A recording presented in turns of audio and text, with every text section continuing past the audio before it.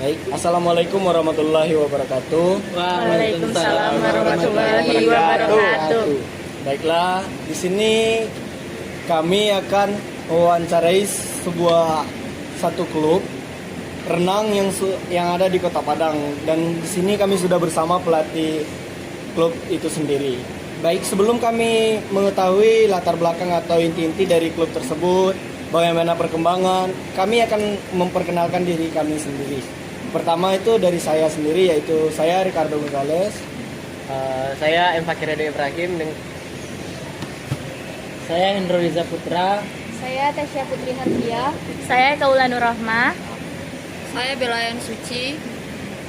Baiklah, mungkin itu perkenalan singkat dari kami sebelum kita memasuki penjelasan dari coach untuk pelatih klub renang yang ada di Kota Padang. Baik, langsung bisa kita dengarkan penjelasan sedikit mengenai dari klub renang yang ada di Kota Padang. Sebelum menjelaskan, alangkah baiknya kami mengetahui perkenalan diri dari coach. Oke, sebelumnya terima kasih ya pada teman-teman semua. Pada kesempatan kali ini saya dikasih kesempatan untuk berbincang atau berbicara terkait bagaimana dunia renang ini, terutama di klub yang memang sekarang saya salah satu coach di sini. Oke, sebelum kita masuk ke tanya-tanya atau bicara-bicara, bincang-bincang, perkenalkan, nama saya Rizky Rinaldi. Nah, saya salah satu juga pelatih dari klub benevolen atau bisa disingkat dengan bahasa Aquatic Sumbar. Di klub ini saya selaku pelatih dan juga salah satu pengurus juga, wakil dari ketuanya itu yang jelas Pak Berto. Nah, saya di sini sebagai tangan kanan beliau, terutama dalam kepengurusan privat. Ya, kita di klub ini juga ada banyak macam-macam kategori. Ini itu ya perkenalannya. Ada yang mau ditanya lagi terkait klub Basa ini, boleh kita bincang-bincang.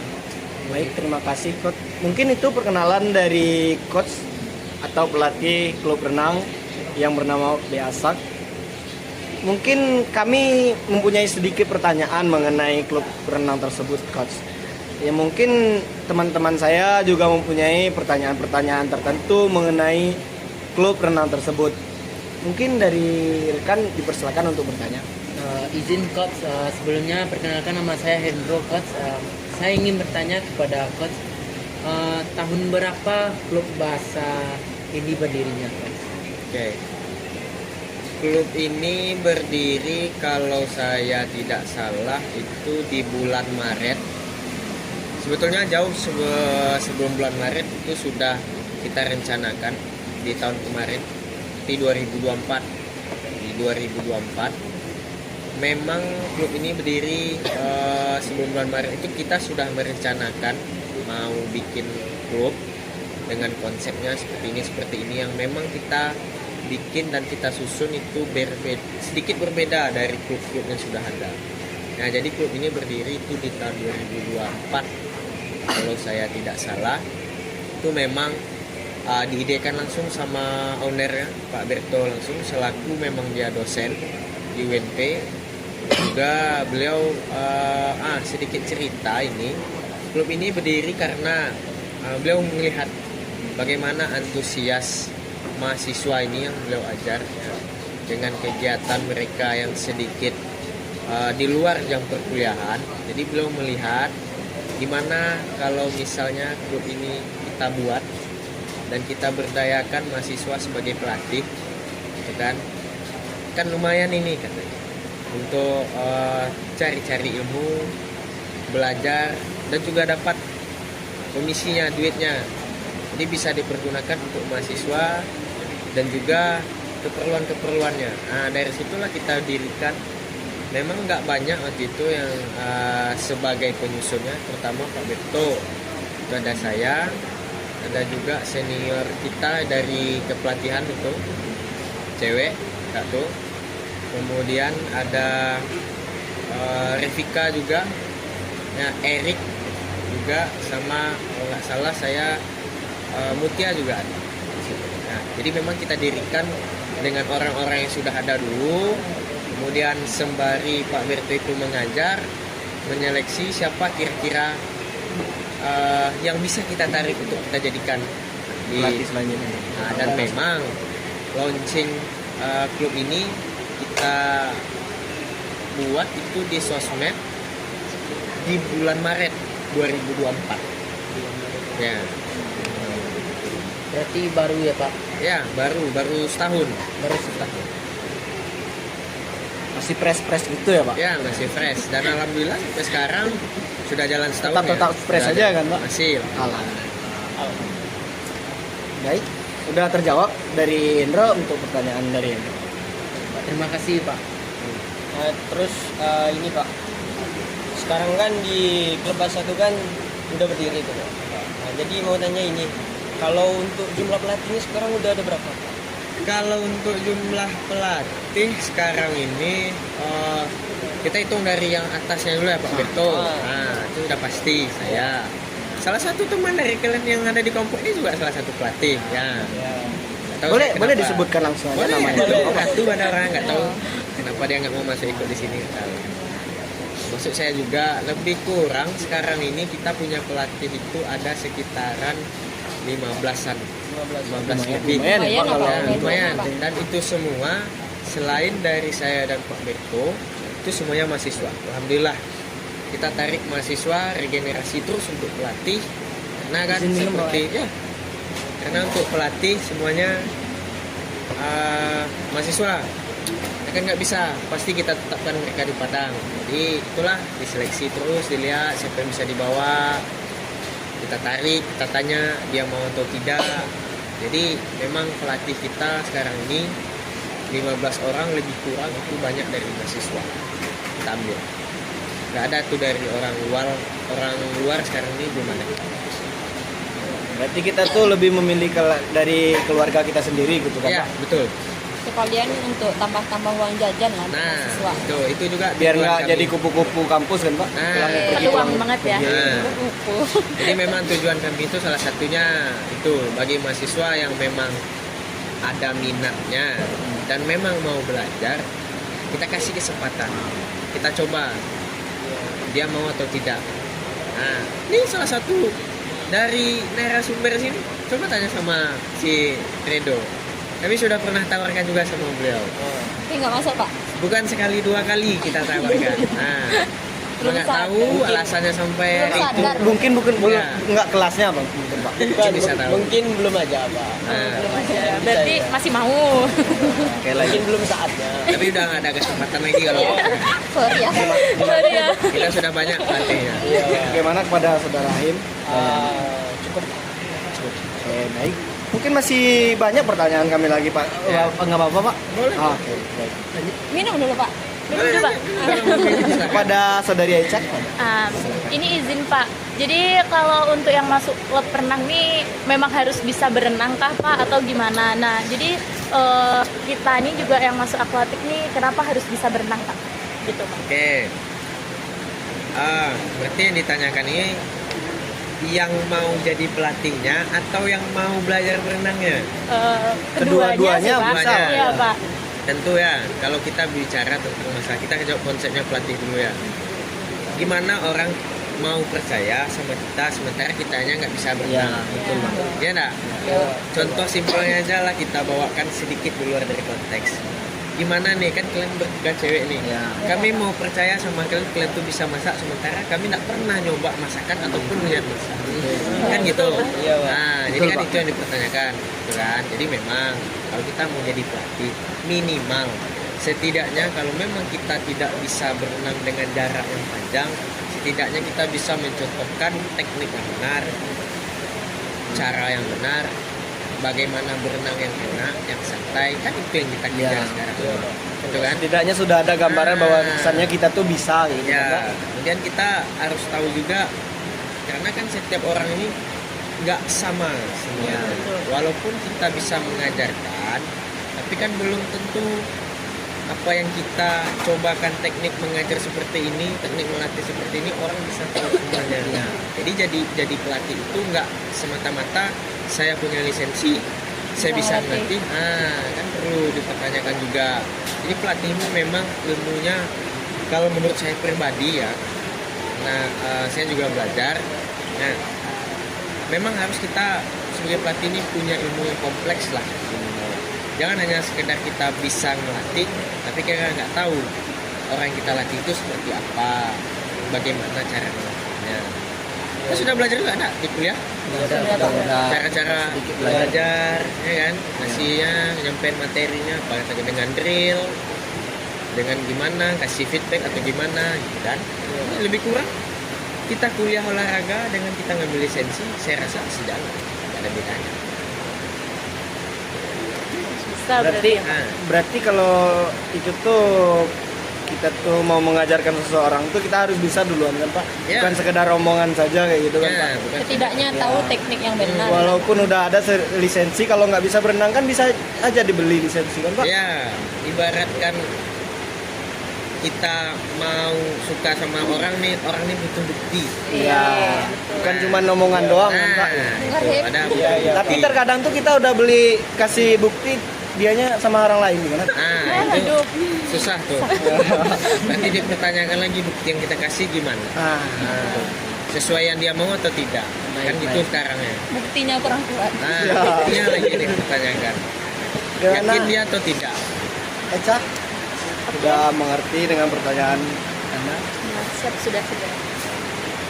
Mungkin lanjut kepada saudari Tasya untuk melontarkan pertanyaan kepada coach kita. Dipersilakan. Baik, terima kasih. Sebelumnya izin Bapak, di sini saya akan bertanya yaitu untuk perenang pemula, biasanya apa yang harus dilakukan terlebih dahulu? Oke, kalau biasanya kita untuk berenang pemula itu, saya kebetulan secara saya udah ngikut-ikut ini, sebelum klub ini ada, saya sudah ikut melatih juga. Biasanya kita untuk berenang pemula itu yang pertama kita lihat dulu dari pemulanya dia dari umur berapa, kan sekarang ini banyak dari ada umur anaknya yang mau direnangkan dari 2,5 tahun, 3 tahun, ataupun sudah besar pun dia masih bisa ini mau les berenang. Itu yang untuk pemula. Nah, kita lihat juga dari kita dapatnya mengajarnya dari umur berapa. Kalau dari anak-anak tentu kita nggak bisa memastikan anak ini berenang dengan teknik yang benar. Contoh aja gaya dada. Kan nggak mungkin kita paksa umur anak 3 tahun 5 tahun harus bisa berenang gaya dada. Tidak kan? Nah, itu kita harus melatih dulu dari awal. Yang penting nih anak nggak takut. Ya udah berani Jadi mencoba. kita ajarkan dulu. Berarti mentalnya udah siap. Ya. Sejalan dengan dia minimal walaupun dia berenangnya masih tetap kita ajarkan berenang gaya dada tuh tangannya seperti ini, kakinya seperti ini. Walaupun belum mengarah ke yang betul, setidaknya secara motoriknya dia ngerti dulu. Tekniknya. Nah, ngerti dulu walaupun cuma sampai 5 meter atau 3 meter, tapi jalan. Nah, itu yang harus kita kejar dulu kalau untuk yang anak-anak. Tapi kalau yang udah untuk dewasa, dia sudah masuk ke kelas 1 SD, itu sedikit kita perbaiki gerakannya. Memang Bertahap harus, ya, ya, Mbak. memang harus kita latih gimana cara yang benar. Walaupun dia masih 1-2 kali kacau, nggak apa-apa. Nah, itu memang tujuan kita. Jadi seiring berjalannya ngelatih, ada salah-salah kita perbaiki. Jadi sehingga anak ini selesai kita latih, dia latihan individu, kita kasih sedikit pengetahuan bahwasanya kalau nggak diulang ini bisa jadi lupa, ada hilang lagi. Kita kasih, apalagi poinnya kalau yang menurut saya secara pribadi yang paling susah itu melatih di anak-anak. Tapi enaknya melatih di anak-anak kalau kita biasakan dari kecil yang pemula, itu biasanya nanti lama kalau dia mau lanjut lagi lebih enak. Jadi poinnya memang kalau untuk anak-anak ini gimana, yang pertama kalau bagi saya itu saya pasti ngelatih gimana cara dia bernafas dia. Berarti lebih enak yang mengajaran anak-anak daripada yang dewasa ya Pak? Ya, itu Cuman pertanyaannya sekarang ini banyak kan sebagian pelatih itu yang nggak sabar Iya. ngerjain anak, termasuk saya sendiri. Nah, saya sendiri kalau di klub dikasih anak-anak umur yang 5 tahun bahkan 7 tahun, saya nolak. Karena saya bukan nggak bisa ngelatihnya untuk dia sebagai pemula. Cuman kalau saya ngelatih, saya sedikit memang orangnya kurang sabar.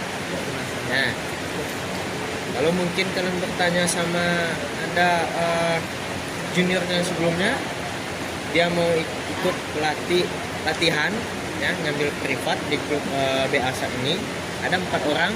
Mereka cuma sanggup latihan sama saya itu di 6 pertemuan. 2 pertemuannya hilang. Ya, jadi memang kalau saya tipikal melatihnya, kalau untuk anak-anak saya kurang sabar. Bukan berarti nggak bisa. Karena sedikit keras gitu, Pak. Nah, tapi poinnya memang kalau untuk anak-anak ini, apalagi pemula, kita tak boleh paksa mereka itu dengan teknik yang benar. Takutnya nanti Ajarin mental mereka itu mereka cara bernafas. Kalau misalnya trauma, hilangin traumanya. Gimana? Dengan cara mungkin kita bisa ajak dengan permainan air tapi tetap ngarah ke renang. Kita kasih dia gimana caranya dia mau berenang. Bisa. Itu yang untuk pemula. Tapi harus dipastikan kita kan di klub ini nggak bisa latihan ini sampai bisa. Ada batasannya berapa kali pertemuan, 8 kali pertemuan, minimal 8 kali pertemuan ini kita ada target untuk mereka yang kita latih bisa bernafas bagus, menampung, berenang. Berenangnya pakai target nggak, Pak? Nggak harus. Tapi kalau bisa dia target misalnya kolam itu lebar 25, lebih bagus. Tapi kalau nggak bisa, setidaknya dia bisa. Dari yang awalnya kita ajarin dia nih berenang baru meluncur dan tenggelam, kan ada nggak mungkin orang yang kita ajarin nggak ada progres. Nah, itu poin penting kalau untuk pemula. Tapi kebanyakan kalau orang dewasa tuh kayak trauma sih, Pak. Trauma. Kalau trauma itu sebetulnya itu udah di luar kita. Cuman kalau kita sebagai pelatih minimal kita wajib tahu bagaimana cara menghadapi orang trauma secara umum. Ya, itu sudah banyak sekarang, tinggal dibaca-baca aja di Google, di YouTube, di TikTok pun ada cara mengatasi. Tapi kalau saya share pribadi untuk mengatasi orang trauma itu traumanya apa dulu? Takut di tempat yang dalam. Iya. Nah itu Kebanyakan kebanyakan sih, Pak. kan. Iya, Pak. Tinggal kalau saya share pribadi, tinggal kita bawa aja ke tepian kolam. Suruh dia pegang tepian kolam, Jalan. dan suruh pelan-pelan. Nanti suruh dia ambil nafas ke atas, kayak tanah kita biasa latihan pernapasan. Nanti masuk ke bawah dia, suruh dia sentuh telapak kakinya ke lantai kolam. Sampai nggak? Sampai. Coba ulang sekali lagi. Oke rasanya, kalau kita tanya kan, oke, kita tambah. Pelan kita tambah sampai dia memang ngerasain tempat dalam itu seperti ini ternyata. Hilang kan traumanya? Sudah mulai hilang, baru kita ajarin. Oke, pelan-pelan kalau memang sudah ngerasain, sudah enak, sudah hilang takutnya sedikit, bikin kayak tadi lagi, tapi nggak usah pegang dindingnya. Saya akan bantu lihat dari atas. Kamu lurusin aja tangannya ke atas. Bisa? Nah, kalau dia udah kelihatan panik, kita tarik. Apa rasanya? Sedikit takut, ulang lagi. Kasih pelampung. Berarti jangan takut mencoba ya. Ya, itu. Jadi ada targetingnya kalau untuk orang trauma. Jadi pelan-pelan, yang tadi jaraknya cuma 30 cm dari dinding kolam, jadi kita tambah setengah meter. Udah enak lagi dari 1 meter, kita tambah lagi agak 1 meter. Udah enak lagi, udah bisa dia, kita suruh di tengah. Nah, ya, Pak. Tapi kalau memang nggak bisa juga hilang itu, lagi kita suruh ke psikolog. Nah, ke psikolog lagi itu. Udah parah ya, Pak. Nah, udah nggak bisa kita bantu dengan ya ilmu setahunnya kita. Baik, terima kasih Coach. Bagaimana kepada Tasya dengan pertanyaan Anda, apakah sudah terjawab? Kalau belum, kita tanyakan lagi. Iya, sudah. Nah, baik, kita kan udah bahas tentang kapan berdirinya, udah untuk tentang beberapa pelatih yang ada di klub tersebut, bagaimana untuk pemula, untuk anak-anak dan dewasa kan Pak. Selanjutnya di sini kita masih kayak berbincang untuk pemula kayak gitu Pak. Untuk perenang pemula tuh kayak apa sih yang harus dikuasai pertama kali kayak gitu? Sebelum dia turun ke kolam kayak gitu, dia harus belajar apa? Untuk pemula, sebetulnya di setiap klub itu yang saya lihat beda-beda. tetapi nggak jauh beda dari yang bebas sama dada. Ya pasti, nggak mungkin kan pemula belajarnya kupu-kupu. Dari bebas. Nah, kita aja yang udah berkecimpung di dunia olahraga aja nggak mungkin begitu belajar langsung kupu kan mungkin. Nah, sudah pasti setiap klub itu berbeda. Ada yang kupu, ada yang bebas, ada yang dada. Tapi kalau saya secara pribadi dan sama Pak Berto itu juga pernah berbincang, kita wajib mengajarkan terlebih dahulu gaya dada. Gaya dada. Apa gaya dada? Setidaknya kami memikirkan hal ke depannya.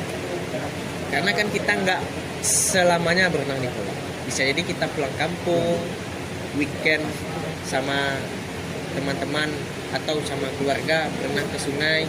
Kalau kita paksakan belajar gaya bebas, ini kalau menurut saya pribadi ya, ram kan. Gimana kita mau ke pinggir? Tapi kalau kita belajarnya untuk pemula itu, menurut saya pribadi ya, gaya dada, geram kaki. Masih bisa nggak gerak satu kaki untuk ke pinggir? Masih. Ya enggak? Masih bisa kan? Masih bisa, Pak. Cuman kalau kita belajar gaya bebas, tangan gaya bebas kan kontinu. Iya. Nggak gini. Ya. Tapi kalau orang nggak tahu gaya dada, kram kakinya, nggak mungkin tangannya gini-gini di dalam air. Pasti gini-gini ya, Iya, Pak. seperti tangan gaya dada. Nah, jadi kalau saya pribadi, memang untuk pemula itu saya ajarkan dulu gaya dada. Karena selain lebih safety, ada sebagian orang yang menyebutkan gaya dada ini sulit dipelajari. Ada sebagian orang yang tidak. Tapi bagaimanapun, kalau kita nanti melatih keponakan, tetangga atau teman, ajarkan dulu mereka untuk gaya dada. Karena kalau gaya bebas, semua kita yang ada di sini pasti bisa gaya bebas. Iya, Pak. Ya enggak? Iya, Pasti bisa gaya bebas. Asal maju. Nah, asal berenang aja tuh udah gaya bebas. Iya. Tinggal lagi kita Bebas. perbaiki tekniknya. Sesuai nama ya Pak, Ya. gaya bebas. Bebas. Cuman kalau gaya dada, semua dari kita di sini mungkin Belum dari tentu bisa. SMA belum tentu bisa. Belum tentu saya. Betul itu kalau saya pribadi sih untuk lebih safety itu saya ajarkan dulu.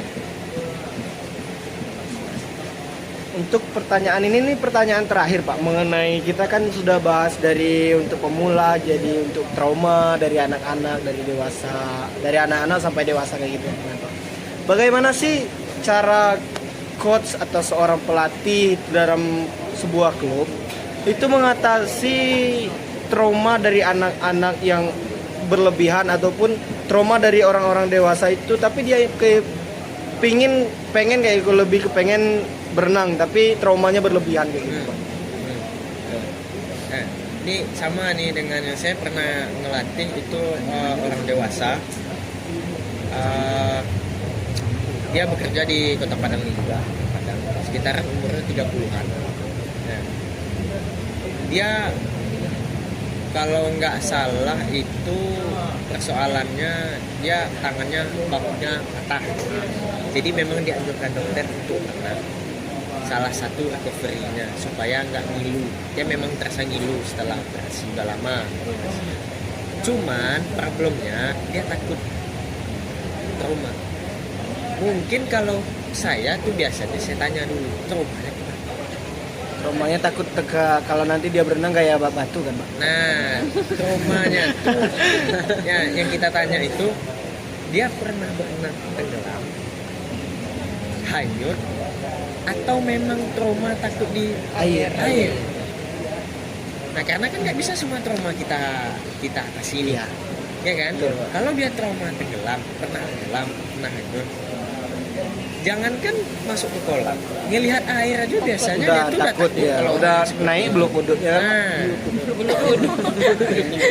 ada senior kalian tuh yang saya kan BP 19 dia kan BP 20. Jadi dia trauma dikarenakan entah orang tuanya entah siapanya masuk ke kolam ikan tenggelam.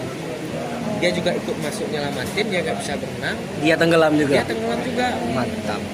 Tapi setelah diselamatin ini warga, ternyata yang dia bantu ini, kalau nggak salah saya salah satu orang tuanya. meninggal.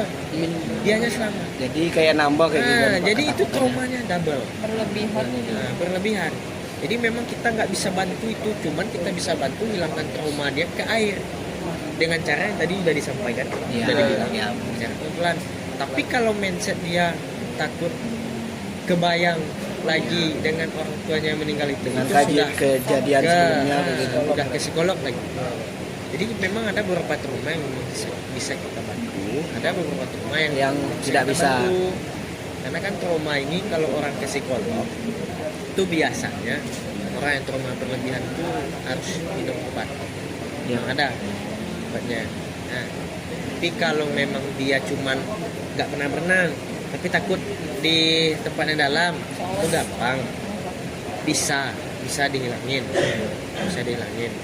Contohnya kalian nih pernah emang berenang di tempat yang dalam? Hah? Sebelumnya Nggak pernah, kan? enggak. Tapi dicoba kita berenang di tempat yang dalam dengan targeting yang kita capai, aman-aman aja nggak? Aman. Tapi takut, Pak. Ya, tapi bisa Tapi nggak? ada lah. Bisa sih. Bisa nggak? Bisa, Pak. Hilang nggak trauma sedikit-sedikit? Iya, Pak. Walaupun masih ada takutnya. Nah, itu Takut. bisa di kita atur, kita hilangkan dengan beberapa cara. Apalagi sekarang udah banyak kan, alat-alat bantu juga udah banyak, di papan, atau pelampung, kan kita bisa bawa ke tengah. Kita kasih teman satu pelampung, nah kamu berenang tengah, kita ikutin. Tapi jangan Sampai dilempar di- batu Nah, kan alat bantunya. jangan. Memang makanya kalau kan orang yang takut di tengah itu biasanya orang yang nggak bisa ngapung. Iya. Iya, Pak. Iya tuh Pak. Karena Nah, kurang percaya diri kan Pak. ya. Gaya yang paling enak untuk ngapung gaya apa? Gaya dada. Gaya dada. Makanya kalau kita untuk pemula ajarkan dulu gaya dada. Nggak mungkin kan kita mau ngapung gayanya kaki ke gaya bebas. Capek. Iya Pak. Saya udah nyoba. Capek kali. Iya, Pak. Tapi kalau gaya dada kan kita bisa sama dengan tangan sama kakinya berdua sekali gerak. Untuk nyelamatin diri sendiri minimal gaya dada ini kalau kita capek gerak bisa. Tapi kalau gaya bebas itu. Makanya terkadang kalau saya itu melatih lagi juga ikut Pak Berko ngajar, kami wajibkan dulu untuk yang ini apalagi di mahasiswa tetap kita ajarkan dulu gaya dada. Kalau ngelatih pun ada sebagian orang tua yang kadang mereka bilang anak saya trauma ini. Tapi bisa enggak gaya ini diajarkan dulu? Itu kami sampaikan. Nah kita nanti sebagai pelatih kita harus sampaikan juga. Aturan-aturan cara ngelatihnya juga disampaikan. Ya disampaikan. Ini ibu, bapak, kalau kita latih dulu gaya dada, tujuannya ini. Kalau gaya bebas ini. Dan saran saya, kita latih dulu ini. Kita lihat anak. Insya Allah nanti kalau 3 pertemuan atau 4 pertemuan kita selesai gaya ini, kita lanjut. Nah, kita kasih pengertian. Jangan sampai kita sebagai pelatih nggak ngasih tahu orang tua gimana perkembangan. Nah, mereka sudah ini kita loh, sudah tunjuk kita percaya sama kita ngelatih ini anak nih. Nah, dan kita juga harus kasih tahu perkembangannya apa. Nggak apa-apa kita kasih tahu. Walaupun sedikit orang tua tuh harus tahu kan Pak, perkembangan dari anak-anaknya. Ya, Minum dulu Pak. jadi gitu. Cara nantinya itu secara pengalaman pribadi ya. Jadi Tahu. intinya tuh nggak semua trauma tuh bisa kita selesaikan dengan cara kayak gitu kan Pak. Cuman setidaknya Ya. kita bisa coba. Sudah berusaha. Walaupun ya trauma dia karena ini. Oke, kita coba dulu dengan ilmu kita. Secara bertahap penanganan, dia, Pak. trauma. Kalau kita lihat perkembangannya dengan trauma dia tuh bisa dihilangin nih, tapi berenangnya sudah mulai berubah. Sudah mulai kayak berani ke air gitu kan. Pak. Terkadang orang yang trauma seperti itu berenangnya bisa berubah, tapi mindset dia tuh belum berubah. Masih kepikiran aja kayak gitu kan Pak. Itu kita kasih saran, berenang kamu sudah bagus. Cuman kamu karena masih kepikiran yang ke sana, kepikiran itu ini, coba konsul ke sini, hilangin dulu pikiran. Karena gerakan renangnya sudah mulai bagus, tekniknya udah mulai bagus, kan? Kalau kayak gitu terus nggak bisa dirubah pola pikirnya, mindsetnya, mikirin itu susah nanti. Cuma renangnya udah bagus, tapi karena itu dari takut-takutan. Apalagi nanti kalau kita berenang di kolam, nggak ada arus, Kalau nanti berenangnya di sungai Sungai, lagi, ada arus anyut. lagi yang tempat dia bikin anyut. Anyut. Nah, di kolam dia bisa. Tambah trauma. Kita kan sekarang nih Ditesnya di Iya. sungai nanti dapat. tujuan kita kan bisa dia berenang di kolam, bisa berenang di Ini alam laut kaplau. tanpa ada takut lagi. Kan itu sekarang kita kejar. Selesai ujian langsung ke taplah. Oh, iya. Tujuan tuh Udah punya kayak percaya diri itu langsung ke kaplau. Nah, ya itulah kira-kira. Tes ini. mental. Karena udah pasti nih kita nih kalau pulang kampung weekend apalagi liburan sama keluarga pasti nuansanya air, Iya. pasti ya enggak? Iya, Pak. Enggak tentang keluarga kita aja, orang di tempat wisata tuh nanti misalnya tenggelam kita punya ilmu masa kita nggak bantu, ya enggak? Ya, betul, Pak. Nah, jadi jangan sekiranya kita sebagai pelatih, sebagai anak olahraga cuman taunya orang kayak ini kan ini berenang aja hari dapat nilai, coba itu kita ceng jurusan agak 1 semester coba. Makasih Bapak. Iya. Mungkin dari kami itu saja dulu untuk bertanya ataupun ingin mencari tahu tentang klub ataupun renang-renang untuk pemula dan juga mengatasi cara trauma gitu Pak. Itu saja dulu, terima kasih. Kami mengucapkan banyak terima kasih kepada narasumber atau coach pelatih dari klub renang yang berada di Kota Padang salah satunya. Tutup lagi atau gimana? Coba Pak kasih satu kata-kata untuk Motivasi perenang, ya, Pak? ya kata-kata Motivasi. motivasi untuk perenang pemula kayak gitu Pak. Motivasi untuk Perenang pemula kayak gitu, Pak. untuk berenang pemula ada motivasi ya Yang sebetulnya. trauma. Sebetulnya renang ini penting. Ya, penting untuk kita secara pribadi ataupun penting untuk orang lain. Karena pada dasarnya kalau bagi saya renang ini asik, seru. Jadi hilangkan mindset apapun lah itu semuanya, bukan di renang saja. Hilangkan mindset kata-kata tidak bisa. Karena dengan kata-kata tidak bisa, makanya jadinya kita Tidak bisa. tidak bisa. Musuhmu dirimu sendiri. Tidak bisa. Jadi hilangkan kata-kata itu. Oke, baiklah. Baik, terima kasih. Mungkin itu saja penjelasan mengenai klub renang yang ada di Kota Padang, salah satunya yaitu klub renang Beasak yang dijelaskan langsung oleh pelatihnya yaitu Pak Rizky. Sekian, terima kasih. Assalamualaikum warahmatullahi wabarakatuh.